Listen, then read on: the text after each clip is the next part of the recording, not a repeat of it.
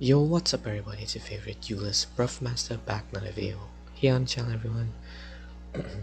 So before this video starts, be sure to drop a like and subscribe, most efficient so to never miss any of these Yu-Gi-Oh Master Duel and Edo Pro videos I'm doing on the channel everyone. So yeah, so in today's video I'll be showing you all the best cards you should be running in your deck for Yu-Gi-Oh Master Duel. And yeah, they're really good cards, especially when going into competitive wise. So yeah, let's get into the video. Oh yeah, as you all can see, I did hit silver rank with the Utopia deck. So yeah, okay, so let's go into the best cards you use in your decks. Okay, so these are by far the best cards you should be using in your deck. Well, you should, obviously you're not going to use all, it depends on how you're playing your deck. And yeah, so you maybe want to be a hand trap person or avoid hand traps, or just negate cards on it. So yeah, okay, let's get into the first card. Obviously hand traps, we'll start off with hand traps first. So we got Diddy Crow. So what Diddy Crow does is you can banish a card in your opponent's graveyard. So like for cards that send cards to the graveyards to activate a certain effect, like Tri Brigade. Not too sure if Tri Brigade is in this game because I only keep up with my heroes. So so the effect, before the effect activates, before your opponent can activate the effect in the graveyard, you can use the Decrow and banish it, and yeah, they can activate it. So yeah, it's pretty simple. Next up we got Effect Veil, by far one of the best hand traps in Yu-Gi-Oh. So basically what this hand trap does, if your opponent summons a monster and activate its effect, you can negate its effect with Effect Veil by sending it to the graveyard, but it's only, remember, as in face up monster effects, so it has to be on the field to negate. So yeah, and you can only activate it on your opponent's turn, you cannot activate it during your turn. So next up, one of my favorite hand traps in the game, Duel and Lockwood.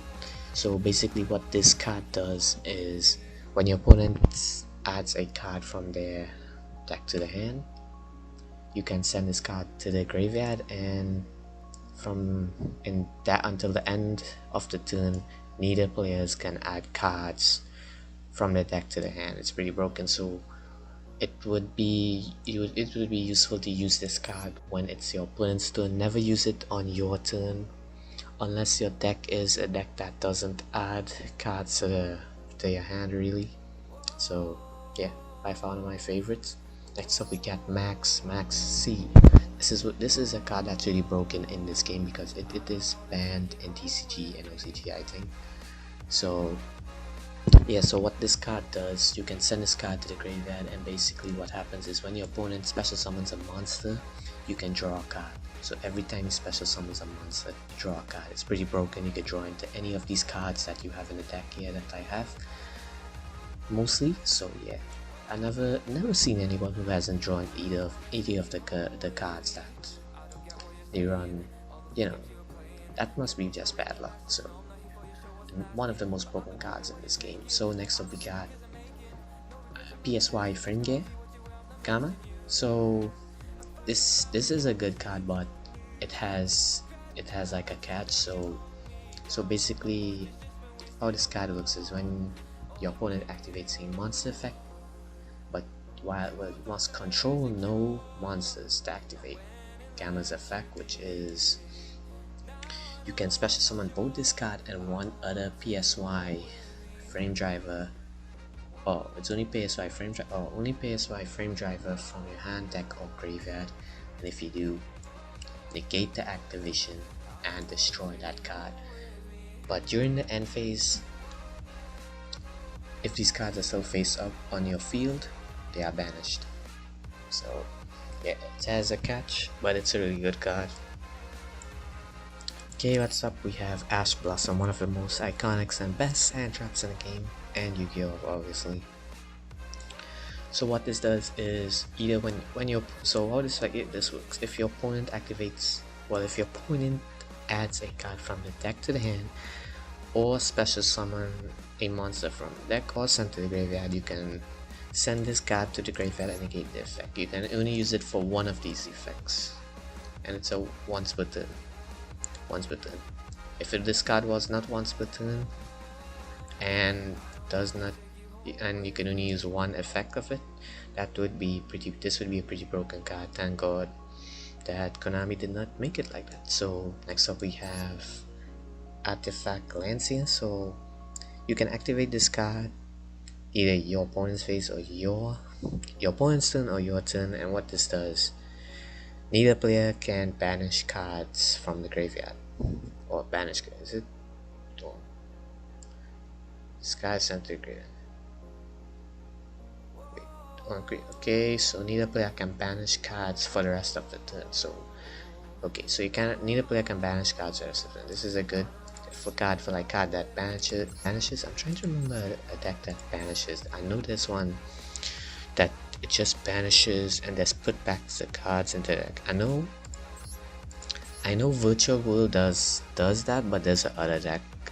I remember it used to be top tier. I'm trying to remember, but yeah.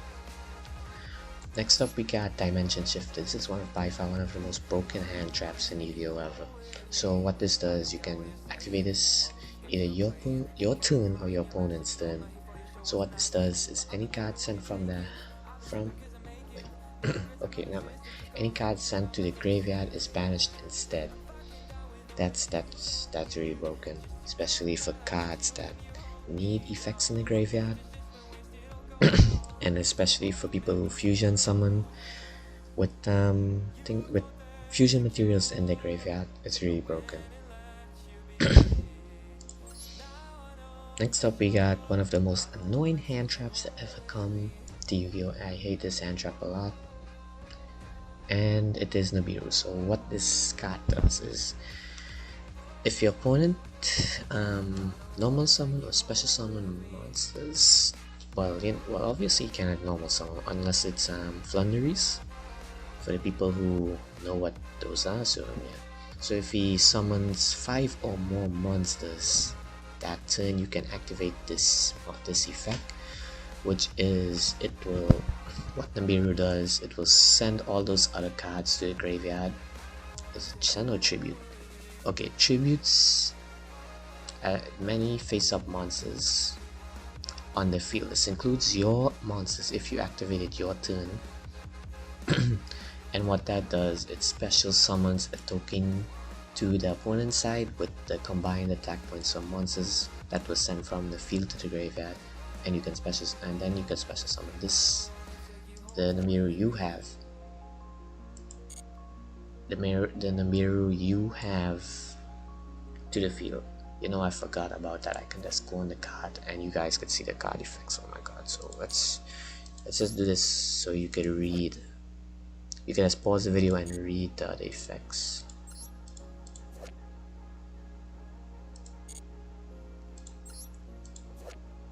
I completely forgot about this. So yeah, hold on.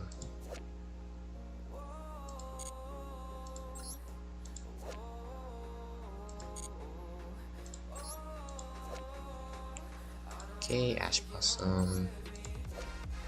So yeah, just in case you all wouldn't understand, because I know people who play Duel Links, some of you who have never mastered Duel before. So yeah, this is mainly what this video is for, and also for people who have lack of how to put good cards in your decks. Like, you wouldn't really know every card, obviously. Alright, so now onto the spell and the spell card. So we got Dark Hole, a basic card, destroy all monsters on the field. Pretty good card, but it's also have a downside. If you need to destroy an opponent's card but you have some monsters on your field, that's going to be really difficult for you to get the win, but yeah. Next up we got Happy's Feather Duster, by far one of the best well, not the best, but one of my favorite spell cards. So what this does is destroy all spell and trap cards your opponent controls. Pretty nice. And the thing is, it's not once per turn obviously, but you can only have one in the deck. That's a downside. Which is why there is Lightning Storm. Lightning Storm is a similar card, but must control no other face-up cards on the field to activate one of these effects. Either destroy all attack position monsters your opponent controls or spawn traps they control. It's a pretty good card. I've been running this card since it came out. I believe it was 2020 this card came out. Oh yeah, next up, for one of the most broken cards that came out, I believe this came out in 2022 also.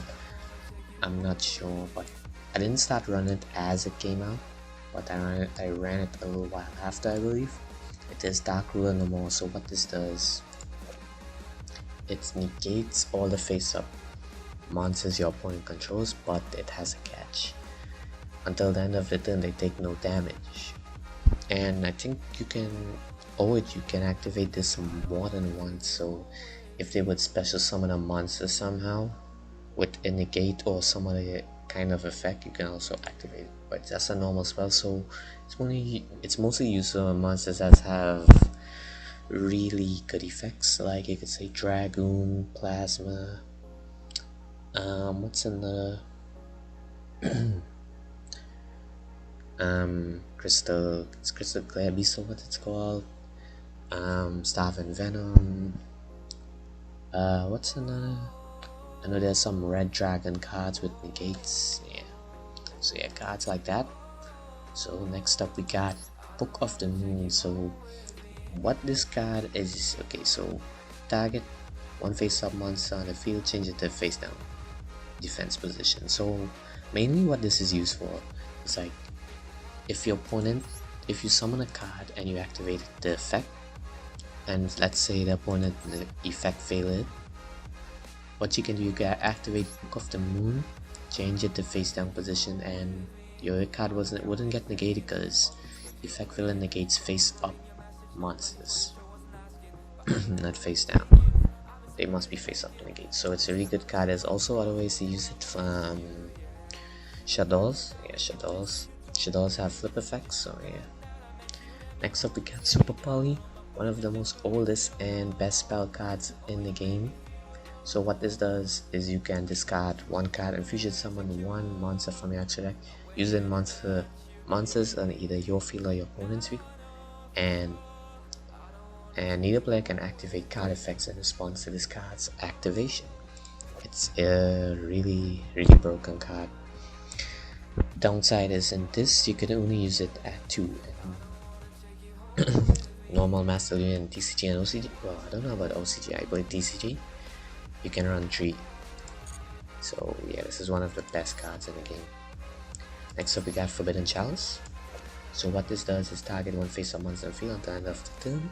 That monster gains 500 attack points, but it affects and negate. It's also quick play. It's like Dark Rule no more, but a quick play, but only for one monster. Well, the card isn't once per turn, so you can, if you have another one in your hand, you can activate it. Next up we have Call by the Grave, one of my favorite and one of the best quick play spell cards there is. So what this does is this is mostly used for hand traps. So target one monster in your graveyard, and your opponent's graveyard, banish it. If you do, until the end of the next turn, its effects are negated, as well as the activate effects and effects on the field of the monsters with the same original name. So this is used for like hand traps. So if I would get Ash Blossomed or Effect Failed or any of the hand traps that send to the graveyard, you can activate Call by the Grave and banish it, and effects are negated until the end of the next turn. Pretty one of the most best cards in the game. This is actually limited to 1 in TCG. So yeah. Next up we have Forbidden Droplet. This is one of my most favorite spell cards in the game. It's like a Dark Rule but quick play auto. So what this does is send any number of other cards from your hand or field to the graveyard and choose the many effect monsters your opponent controls until the end of this turn. Their attack points are cut in half and the effects are negated until the end of the turn, and they cannot activate monster effects in response to this card's activation, but you can only use this once per turn. With Dark Rule or more, you can use it how many turns you want once you have it. So yeah, pretty broken card. I really like this card a lot. It's pretty balanced because obviously in Yu-Gi-Oh what people do is they build up boards with negates, and it had us, well, before these cards even came out, it was very difficult to even play around those negates. So yeah, besides with hand traps, but hand traps isn't as consistent, you would say, unless you run 3 of each, but they're just hand traps. They can just, all they do is just stop certain plays from happening. So yeah, you wouldn't exactly know if you stopped it, but yeah. So let's go over to the traps now. We got infinite impermanence. It's like an effect failure by the trap card. So target one face-up monster your opponent controls negates the effect until the end of the turn. But it also has a bonus effect. So if this card is set before the activation and is on the field at that certain point, that's for the rest of the turn, all other spell and trap effects that activate in that column are negated. And once you control no cards, you can activate this from your hand. So you can activate this when your opponent goes first, and you just negate their monster, the face-up monster effects. Pretty good card. And if you have it set and you activate it, and your opponent activates a spell trap card that where you activated the impermanence, its effects are negated. Pretty broken card, kind of, you would say. It's really one of the best hand traps there is. So yeah, I remember when it first came out, I used to run it a lot. So yeah. Next up we got Royal Decree. Pretty simple. Negate all other trap effects on the field. Mostly used for decks that, you know, use a lot of traps, like trap trick. Is that what they call it? Yep, trap trick. And Eldritch, the Golden Lord. Oh my god, those traps were so annoying. And next up we have Imperial Oil. What this does, negate all spell effects on the field, but once per turn during your standby phase, you must pay 700 life points to keep it on the field, or the card is destroyed. It's a pretty broken card. Negates all spell cards on the field. Yeah, but the downside is obviously you cannot activate your spell card, so it's best to activate this during. So you would go first, set this card, and when it's your opponent's turn, activate it. And yeah, that's no spell cards for them. So like with heroes, well, you can use this in heroes obviously during your turn, summon shadows and destroy it. Pretty simple. Next up we got Summon Limit. This is also one of my favorite trap cards. So what this does, when you activate this, neither player can summon more than twice per turn. It's a pretty broken card. Yep, neither player can summon twice per turn. Pretty nice card. It has its advantages and its downside. So obviously you would use this, say you would go first, you set the card, then when it's your opponent's turn, activate it. Pretty broken card. So yeah, and that's pretty much what I think is the best cards to be running in your deck for Master Duel and any other you know, like for IRL use. Obviously you can use these cards also. So yeah, so that's gonna do it for today's video. Be sure to drop a like and subscribe for post notifications so you don't miss any of these Master Duel and Ello videos I'm doing on channel, everyone. Alright, and I'll see you all in the next one. Peace out.